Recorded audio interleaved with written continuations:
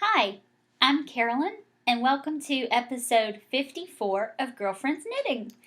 Today is the 24th of April, 2013, and I'm going to call this episode This Little Piggy because, as many of you who know from Plurk, I have had quite an eventful week, not necessarily in a great way, but it's been quite an eventful week, and I have Amy's permission to share this with you in general. So, Sunday night, we were getting ready for the evening, kind of, turning in.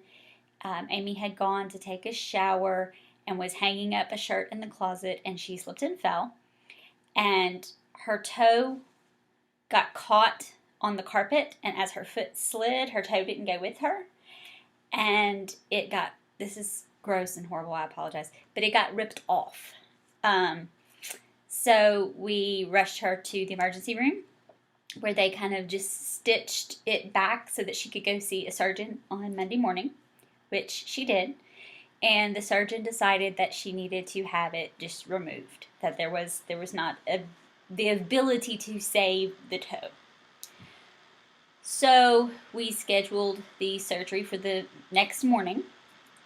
And of course, so Amy's, trying to cope with the pain and all of this, and for those, all of that day and then into the next morning. So Tuesday morning, we got up very, very early, went to the surgery center.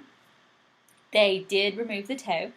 It was a much bigger process than I was expecting it to be. I thought it would be a 30-minute thing at most, and it turned out to be more like 2 hours. The surgery itself, I'm not talking about the whole going in, pre-op, recovery, all of that. I thought the surgery itself would last 30 minutes, and it actually lasted closer to 2 hours. But she went through the surgery very, very well, no problems whatsoever, and brought her home. Her mother came to help me kind of get her situated and everything, and she is at home doing fine, recovering.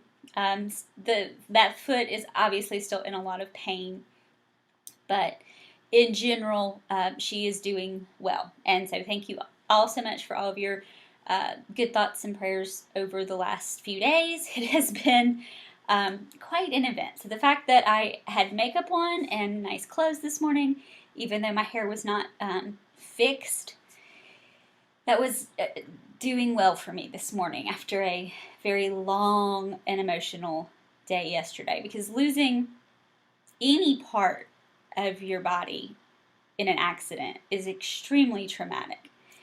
And I'm assuming the more it immobilizes you or causes you more movement difficulties, the more traumatic it would be.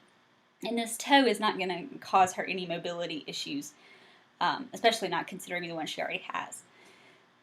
And even for someone like myself who can walk and run, etc., it wouldn't cause mobility issues. It's more cosmetic in terms of the aftermath, but it's still very emotionally traumatic. So it's been quite, I'm laughing because that's just sort of my reaction to tragedy in general. But it has been quite an emotional few days, and it's been very rough on all of us and our families. So thank you so much again for being there and for supporting us with that. With that in mind, there has been very little fitness. We were actually quite active Saturday and Sunday, and so we had gotten in quite a bit of fitness last week until Sunday night. But then Monday, Tuesday, today, there's not going to be a whole lot of activity. And there has been a lot of eating what I could as I grabbed it on our way to do something else. So that is never good. We did go grocery shopping Saturday before the accident, and we tried to get some better food for us. So some of the grab and go has been a little bit better. We got some yogurt, and we got some cottage cheese and tomatoes, and some healthier snacks. So hopefully that will be better. And so we're trying. It's just still And it's much more so me than Amy, because I'm typically the one that sets the meal plan or decides what's going to be eaten. And it's just so hard for me. I've got to figure out a way that works for me with this, and it's all a changing my mindset thing. So I know that the fitness portion of the podcast was first today instead of at the end, but that was because I wanted to tell all of you who have been wanting some updates on Amy, what was going on there. So she's at home resting, and I'm going to head home and doctor and take care of her a little bit tonight, and she'll go back in next week for a follow-up, and I'm sure everything will be fine. It looks to be healing very well. So let's get into the knitting, shall we? I have 2 FOs. I know, I clap for myself. The first one, I have paperwork all over my desk and it's falling. Okay, so the first one is the one I'm the most excited about. I'm going to back up a little bit.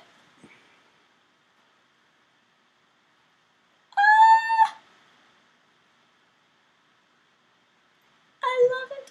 It's not very big, but is certainly big enough that I can kind of toss it over my shoulders. Comme ça? Or you could wear it as, loosely tie it in the back and wear it as a little handkerchief. So this is, let's go to the project page. It's completely finished. It is blocked. It is washed. Ends are sewn in. I loved my new blocking wires. I got some blocking wires from Infinity. Yeah. And loved them. I love the way this blocked out. It's holding its shape. I love everything about it. Okay, so let's go here and let me tell you about it. So I'm calling it my Simple Handspun Shawl. And it is a Lala's Knits shawl. It is a free Ravelry download. I'll pull up her picture a little bit better. She has a close-up of some of hers. It is made with a bulky yarn on a larger size needle. I believe this yarn is more Aran. I definitely don't think it's a bulky. And I used a size 8, and I just knit until I ran out of yarn. So I did not end where the pattern told me to end. I ended after actually an eyelet row.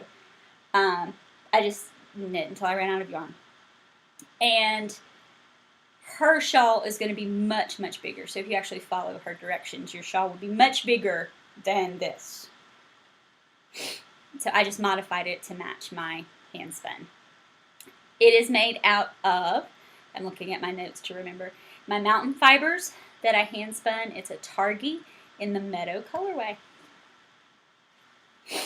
So, gorgeous object. Wait, you gotta put it on right. Gorgeous object number 1. Gorgeous object number 2. You ready? And this thing is huge. It's absolutely. Look, let's see. Unblocked, it's 2 yards across. This is not blocked. Huge, huge, huge, huge. So here's my little doohickey back there. Basically, I needed to finish the last stripe and then the border. Now, let me tell you an issue with this. Can you see that the last stripe is not quite like the others? Which one of these is not like the others? It is because I ran out of the green. And instead of worrying about the fact that I ran out of the green, or undoing that whole last stripe right there, see, because I would have had to undo that whole last piece, I said, I'm just going to start with the purple border. So I started with the purple border and knit until I wanted to poke my eyes out with my knitting needles. And I love it. I knit on a US size 6. The green is Heritage, Cascades Yarns Heritage Silk. I don't remember the colorway name.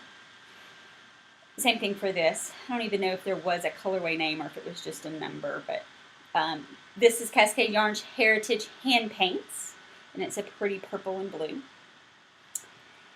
And let's look at my notebook so I can tell you a little bit more of the details. So I was calling this my ZK because I'm doing it for the Knitpocalypse Stripe Steady Shawl. And it is, again, the Stripe Steady Shawl by Vera Valimaki. And it is a pay-for pattern and recommends US size 6. You do need 2 colors, and I did use almost the entire ball of the purple and did use the entire ball of the green. So that is my second finished object. Love it, love it, love it. Then let's go to some works in progress. I only have one that I'm going to show you, then I'm going to tell you about the other ones. The main one that I'm working on is this little piece of lacy looking cat yak because it's not blocked out. And now that I have those blocking wires, I'm so excited to get this finished and get it blocked. This is what I call Peacock Nightsongs, but it is Gale, aka Nightsongs, and here is a gorgeous picture of it. This is what mine looks like. I am knitting this out of, I want to go to my notes.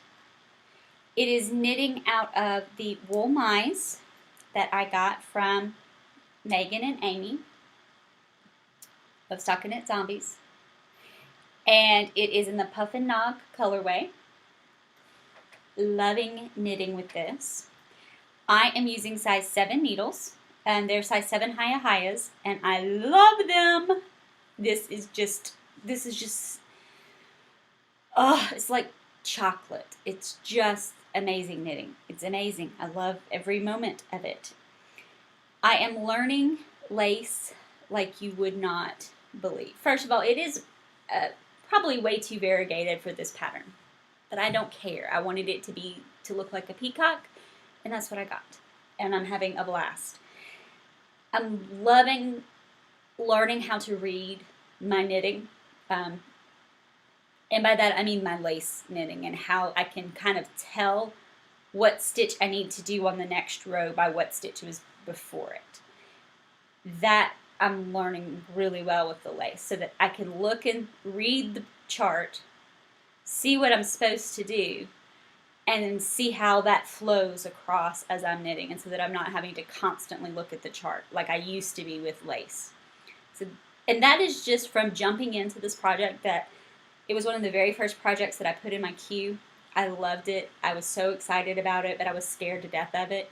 And so I stuck it in my queue, but never actually pulled any yarn out to attempt it. And then when I got this wool mice, I said, that's what I'm going to make it out of. But I was still scared. So I now had pattern and yarn, but was still scared. And then I got these Hayas, and I said, okay, it's time. It's time. And I cast it on, and I'm loving every minute of it. So I would recommend, if you are scared of lace, to jump in. Be willing to make mistakes. That's how we learn. That is definitely how I'm learning. I would not recommend this pattern for a beginner lace knitter because the instructions do require you to sort of interpret quite a bit about what is meant and where to go next and how to put things together. An experienced lace knitter wouldn't have a problem whatsoever. And I'm finding a lot of charts that other people did and published with the designer's permission.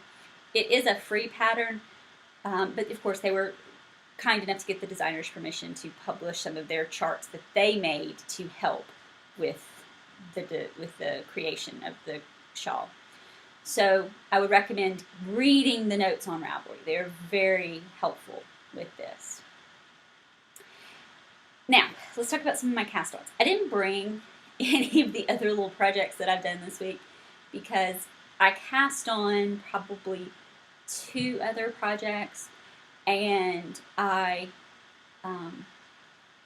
did a round or 2 on a few other sock projects that I've got languishing, but nothing that you would even be able to tell the difference. So I was like, I'm not going to worry about bringing those up there today.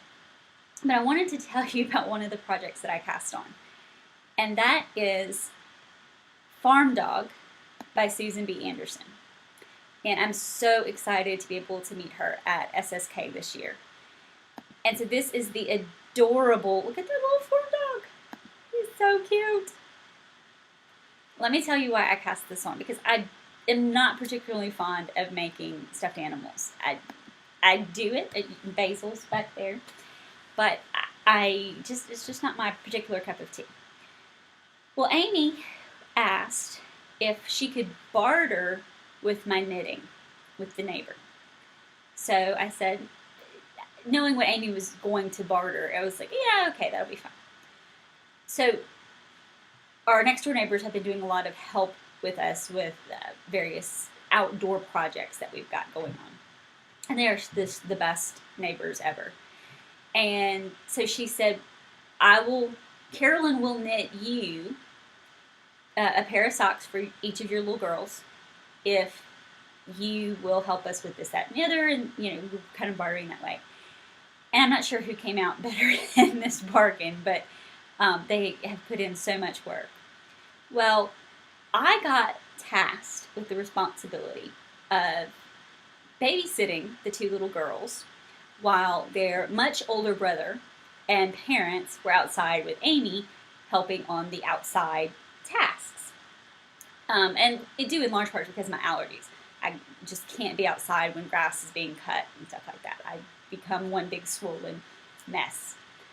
So the girls were inside with me, and we went upstairs to pick out sock yarn for their socks. And the littlest one, who's 4, she turned to me and she said, I don't want socks. I want a dog. And the older daughter, who's 6, says, you want a yarn dog?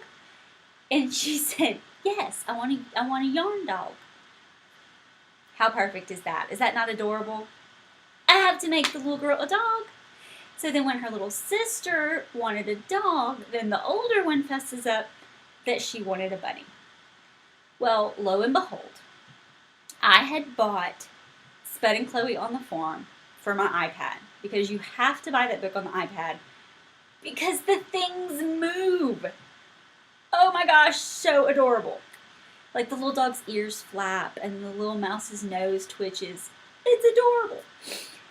So I had bought that with the intention of knitting some of these things for my niece, which never happened. Could still, she's only 2, but it hasn't happened. And then Amy had bought me Susan's book on Itty Bitty Toys. Well, the Itty Bitty Toys has the bunny. Spud and Chloe on the Farm had the farm dog. Perfect. So they're getting a farm dog, which will probably be a very brightly colored rainbow dog, and an equally brightly colored rainbow bunny instead of socks. And they are thrilled and over the moon. And I went and told their mom, who is so sweet, that I had renegotiated the deal with the daughters. And of course, she got a kick out of that. So that is what I have been up to this week. And like I said, the dog is literally this tall. I've got like 4 rounds done on him. So I didn't bring it with me because there wasn't any much to show. But you will definitely hopefully see progress on the puppy next week on Yarn Dog. I need to change my project name, Yarn Dog. All right. Last, but definitely not least, let's go to the group tab. I had an amazing turnout on the HippiePenguin yarn. As you can see, there were 73 posts. Lots of you love pink. I am definitely not alone in my love of pink.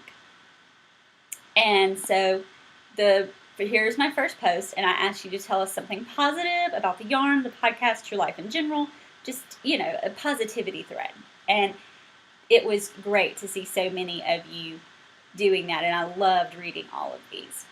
So let's go to random.org. Dun, da, da, da, for the gorgeousness that is, oops, it's coming apart.